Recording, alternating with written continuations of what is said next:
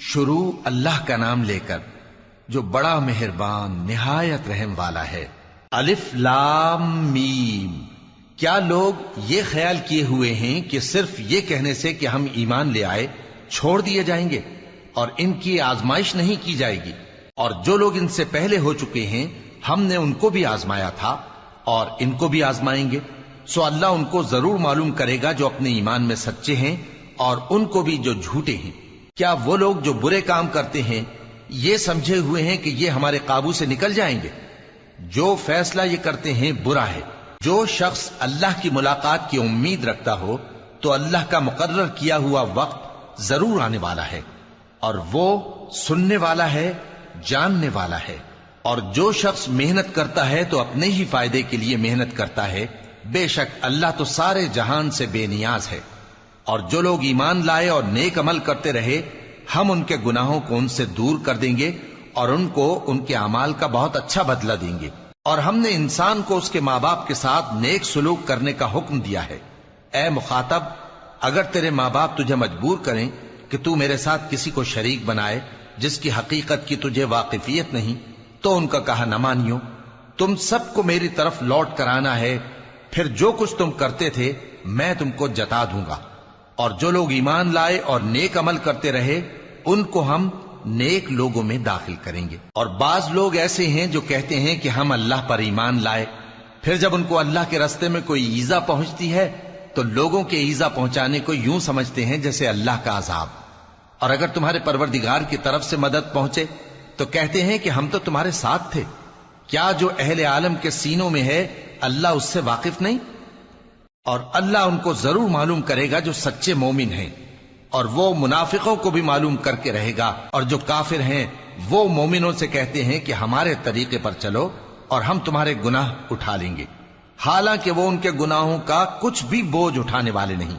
کچھ شک نہیں کہ یہ جھوٹے ہیں، اور یہ اپنے بوجھ بھی اٹھائیں گے اور اپنے بوجھوں کے ساتھ اور لوگوں کے بوجھ بھی۔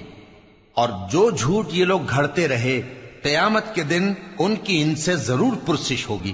اور ہم نے نوح کو ان کی قوم کی طرف بھیجا تو وہ ان میں 50 برس کم 1000 برس رہے۔ پھر ان لوگوں کو طوفان کے عذاب نے آ پکڑا اور وہ ظالم تھے۔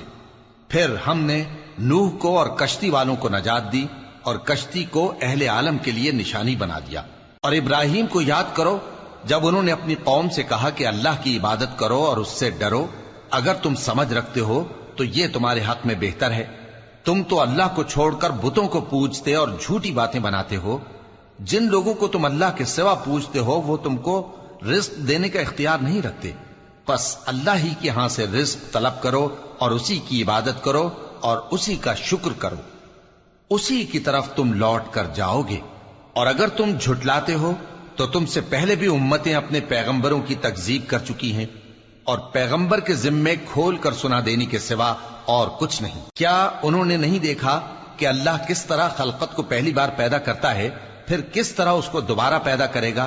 یہ اللہ کو آسان ہے۔ کہہ دو کہ ملک میں چلو پھرو اور دیکھو کہ اس نے کس طرح خلقت کو پہلی دفعہ پیدا کیا ہے، پھر اللہ ہی دوسری بار بھی پیدا کرے گا۔ بے شک اللہ ہر چیز پر قادر ہے۔ وہ جسے چاہے عذاب دے اور جس پر چاہے رحم کرے، اور اسی کی طرف تم لوٹائے جاؤ گے۔ اور تم اس کو نہ زمین میں عاجز کر سکتے ہو نہ آسمان میں، اور نہ اللہ کے سوا تمہارا کوئی دوست ہے اور نہ مددگار۔ اور جن لوگوں نے اللہ کی آیتوں سے اور اس کے سامنے حاضر ہونے سے انکار کیا وہ میری رحمت سے نا امید ہو گئے ہیں، اور ان کو درد دینے والا عذاب ہوگا۔ تو ان کی قوم کے لوگ جواب میں بولے تو یہ بولے کہ اسے مار ڈالو یا جلا دو، مگر اللہ نے ان کو آگ میں جلنے سے بچا لیا۔ جو لوگ ایمان رکھتے ہیں ان کے لیے اس میں نشانیاں ہیں۔ اور ابراہیم نے کہا کہ تم جو اللہ کو چھوڑ کر بتوں کو لے بیٹھے ہو تو دنیا کی زندگی میں باہم دوستی کے لیے، مگر پھر قیامت کے دن ایک دوسرے کی دوستی سے انکار کر دو گے اور ایک دوسرے پر لعنت بھیجو گے، اور تمہارا ٹھکانہ دوزخ ہوگا اور کوئی تمہارا مددگار نہ ہوگا۔ پس ان پر ایک لوط ایمان لائے اور ابراہیم کہنے لگے کہ میں اپنے پروردگار کی طرف ہجرت کرنے والا ہوں، بے شک وہ غالب ہے، حکمت والا ہے۔ اور ہم نے ان کو اسحاق اور یعقوب بخشے اور انہی کی اولاد میں پیغمبری اور کتاب رکھ دی، اور ان کو دنیا میں بھی ان کا صلہ عنایت کیا اور وہ آخرت میں بھی نیک لوگوں میں ہوں گے۔ اور لوط کو یاد کرو جب انہوں نے اپنی قوم سے کہا کہ تم عجب بے حیائی کے مرتکب ہوتے ہو، تم سے پہلے اہل عالم میں سے کسی نے ایسا کام نہیں کیا۔ کیا تم مردوں کی طرف مائل ہوتے اور رہزنی کرتے ہو اور اپنی مجلسوں میں ناپسندیدہ کام کرتے ہو؟ تو ان کی قوم کے لوگ جواب میں بولے تو یہ بولے کہ اگر تم سچے ہو تو ہم پر عذاب لے آؤ۔ لوط نے کہا کہ اے میرے پروردگار، ان مفسد لوگوں کے مقابلے میں مجھے نصرت عنایت فرما۔ اور جب ہمارے فرشتے ابراہیم کے پاس خوشی کی خبر لے کر آئے تو کہنے لگے کہ ہم اس بستی کے لوگوں کو ہلاک کر دینے والے ہیں کہ یہاں کے رہنے والے نافرمان ہیں۔ ابراہیم نے کہا کہ اس میں تو لوط بھی ہیں۔ وہ کہنے لگے کہ جو لوگ یہاں رہتے ہیں ہمیں سب معلوم ہیں، ہم ان کو اور ان کے گھر والوں کو بچا لیں گے بجز ان کی بیوی کے کہ وہ پیچھے رہنے والوں میں ہوگی۔ اور جب ہمارے فرشتے لوط کے پاس آئے تو وہ ان کی وجہ سے ناخوش اور تنگ دل ہوئے۔ فرشتوں نے کہا کچھ خوف نہ کیجیے اور نہ رنج کیجیے، ہم آپ کو اور آپ کے گھر والوں کو بچا لیں گے مگر آپ کی بیوی کے پیچھے رہنے والوں میں ہوگی۔ ہم اس بستی کے رہنے والوں پر اس سبب سے کہ یہ بدکرداری کرتے رہے ہیں آسمان سے عذاب نازل کرنے والے ہیں، اور ہم نے سمجھنے والے لوگوں کے لیے اس بستی کی ایک کھلی نشانی چھوڑ دی۔ اور مدین کی طرف ان کے بھائی شعیب کو بھیجا تو انہوں نے کہا اے قوم، اللہ کی عبادت کرو اور روز آخر کے آنے کی امید رکھو اور ملک میں فساد نہ مچاؤ۔ مگر انہوں نے ان کو جھوٹا سمجھا، سو ان کو زلزلے کے عذاب نے آ پکڑا اور وہ اپنے گھروں میں اوندھے پڑے رہ گئے۔ اور عاد اور سمود کو بھی ہم نے ہلاک کر دیا، چنانچہ ان کے ویران گھر تمہاری آنکھوں کے سامنے ہیں، اور شیطان نے ان کے اعمال ان کو آراستہ کر دکھائے اور ان کو سیدھے رستے سے روک دیا، حالانکہ وہ دیکھنے والے لوگ تھے۔ اور قارون اور فرعون اور حامان کو بھی ہلاک کر دیا، اور ان کے پاس موسیٰ کھلی نشانیاں لے کر آئے تو وہ ملک میں مغرور ہو گئے، اور وہ ہمارے قابو سے نکل جانے والے نہ تھے، تو ہم نے سب کو ان کے گناہوں کے سبب پکڑ لیا۔ سو ان میں کچھ تو ایسے تھے جن پر ہم نے پتھروں کا مے برسایا، اور کچھ ایسے تھے جن کو چنگھاڑ نے آ پکڑا، اور کچھ ایسے تھے جن کو ہم نے زمین میں دھسا دیا، اور کچھ ایسے تھے جن کو غرق کر دیا۔ اور اللہ ایسا نہ تھا کہ ان پر ظلم کرتا، لیکن وہی اپنے آپ پر ظلم کرتے تھے۔ جن لوگوں نے اللہ کے سوا اوروں کو کارساز بنا رکھا ہے، ان کی مثال مکڑی کی سی ہے کہ وہ بھی ایک طرح کا گھر بناتی ہے، اور کچھ شک نہیں کہ تمام گھروں سے کمزور مکڑی کا گھر ہے۔ کاش یہ اس بات کو جانتے۔ یہ جس چیز کو اللہ کے سوا پکارتے ہیں خواہ وہ کچھ ہی ہو، اللہ اسے جانتا ہے اور وہ غالب ہے، حکمت والا ہے۔ اور یہ مثالیں ہم لوگوں کے سمجھانے کے لیے بیان کرتے ہیں، اور اسے تو اہل دانش ہی سمجھتے ہیں۔ اللہ نے آسمانوں اور زمین کو حکمت کے ساتھ پیدا کیا ہے، کچھ شک نہیں کہ ایمان والوں کے لیے اس میں نشانی ہے۔ اے نبی، یہ کتاب جو تمہاری طرف وحی کی گئی ہے اس کو پڑھا کرو، اور نماز کے پابند رہو۔ کچھ شک نہیں کہ نماز بے حیائی اور بری باتوں سے روکتی ہے، اور اللہ کا ذکر سب سے بڑا ہے، اور جو کچھ تم کرتے ہو اللہ اسے جانتا ہے۔ اور اہل کتاب سے بحث نہ کرو مگر ایسے طریق سے کہ نہایت اچھا ہو۔ ہاں، جو ان میں سے بے انصافی کریں ان کے ساتھ اسی طرح مجادلہ کرو، اور کہہ دو کہ جو کتاب ہم پر اتری اور جو کتابیں تم پر اتری ہم سب پر ایمان رکھتے ہیں، اور ہمارا اور تمہارا معبود ایک ہی ہے، اور ہم اسی کے فرما بردار ہیں۔ اور اسی طرح ہم نے تمہاری طرف کتاب اتاری ہے تو جن لوگوں کو ہم نے کتابیں دی تھیں وہ اس پر ایمان لے آتے ہیں، اور بعض ان مشرک لوگوں میں سے بھی اس پر ایمان لے آتے ہیں، اور ہماری آیتوں سے وہی انکار کرتے ہیں جو ہیں ہی کافر۔ اور تم اس سے پہلے کوئی کتاب نہیں پڑھتے تھے اور نہ اسے اپنے ہاتھ سے لکھ ہی سکتے تھے۔ ایسا ہوتا تو اہل باطل ضرور شک کرتے، بلکہ یہ روشن آیتیں ہیں جن لوگوں کو علم دیا گیا ہے ان کے سینوں میں محفوظ، اور ہماری آیتوں سے وہی لوگ انکار کرتے ہیں جو بے انصاف ہیں۔ اور کافر کہتے ہیں کہ اس پر اس کے پروردگار کی طرف سے نشانیاں کیوں نازل نہیں ہوئیں؟ کہہ دو کہ نشانیاں تو اللہ ہی کے پاس ہیں، اور میں تو کھلم کھلا خبردار کرنے والا ہوں۔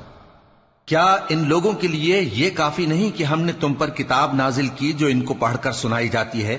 کچھ شک نہیں کہ مومن لوگوں کے لیے اس میں رحمت اور نصیحت ہے۔ کہہ دو کہ میرے اور تمہارے درمیان اللہ ہی گواہ کافی ہے۔ جو چیز آسمانوں اور زمین میں ہے وہ سب کو جانتا ہے، اور جن لوگوں نے باطل کو مانا اور اللہ سے انکار کیا وہی نقصان اٹھانے والے ہیں۔ اور یہ لوگ تم سے عذاب کے لیے جلدی کر رہے ہیں، اور اگر ایک وقت مقرر نہ ہو چکا ہوتا تو ان پر عذاب آ بھی گیا ہوتا، اور وہ کسی وقت میں ان پر ضرور اچانک آ کر رہے گا اور ان کو معلوم بھی نہ ہوگا۔ یہ تم سے عذاب کے لیے جلدی کر رہے ہیں، جبکہ دوزخ تو کافروں کو گھیر لینے والی ہے۔ جس دن عذاب ان کو ان کے اوپر سے اور ان کے پیروں کے نیچے سے ڈھانک لے گا، اور اللہ فرمائے گا کہ جو کام تم کیا کرتے تھے اب ان کا مزہ چکھو۔ اے میرے بندو جو ایمان لائے ہو، میری زمین فراخ ہے تو میری ہی عبادت کرو۔ ہر شخص موت کا مزہ چکھنے والا ہے، پھر تم ہماری ہی طرف لوٹ کر آؤ گے۔ اور جو لوگ ایمان لائے اور نیک عمل کرتے رہے ان کو ہم بہشت کے اونچے اونچے محلوں میں جگہ دیں گے، جن کے نیچے نہریں بہ رہی ہیں، ہمیشہ ان میں رہیں گے۔